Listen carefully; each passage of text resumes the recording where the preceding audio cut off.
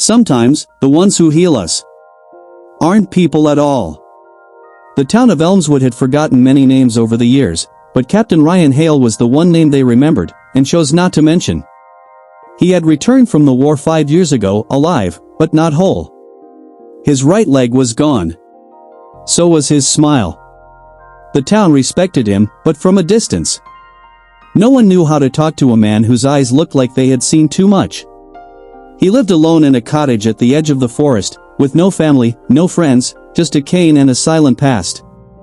One cold November morning, as mist rolled through the trees, Ryan heard something strange outside his window.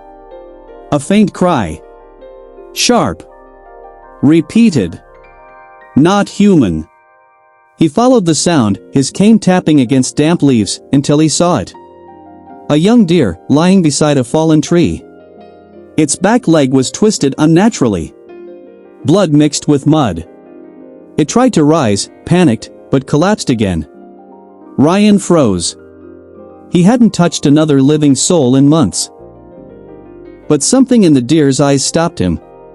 Pain. Fear. And something else, recognition. He knelt slowly, grunting with effort. Easy. I'm not here to hurt you.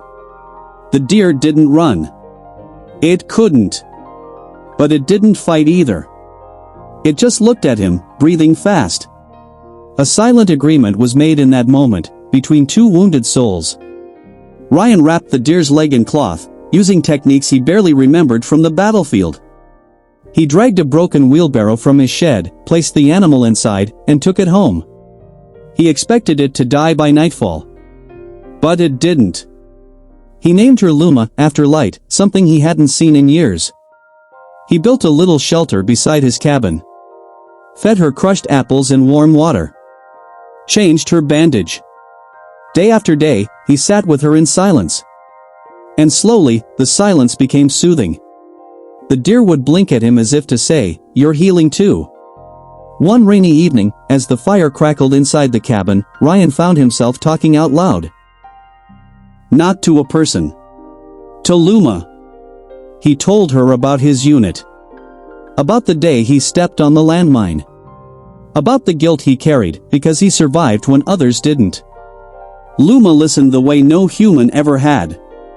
Still. Gentle. Unjudging. He cried for the first time in years. Not because he was weak.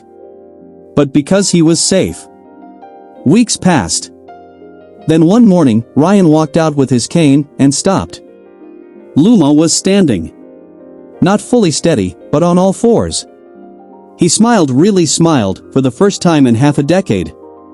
"You're tougher than you look," he said. She limped to him, leaned her head gently into his side. He stroked her soft fur and whispered, "So am I." Winter melted into spring. The snow disappeared. So did the pain from Ryan's heart, little by little. One sunny morning, Luma walked a few steps beyond the cabin. Then a few more. She looked back at him. He nodded. "Go on. You don't belong in cages." She paused at the edge of the trees. Then disappeared into the green. Ryan stood there for a long time. Alone again, but this time, whole. A month later, Ryan received a letter. The mayor was organizing a town storytelling night. Would he come share something? He almost threw it away. But then he looked at the empty shelter where Luma once slept. That evening, Ryan stood in front of 70 townsfolk. They expected a war story. Instead, he told them about a wounded deer who taught a broken man how to live again. Some cried. Some stood in silence. All clapped. Sometimes the world heals us. Not through doctors, or speeches, or medals. But through something simple. Something quiet. Like a deer with a broken leg. Who reminded a man that scars are not the end. They are the beginning. If this story touched your heart, please like, share and subscribe to Lumora Wordly Tales. More motivational stories in English every day, crafted to inspire your soul.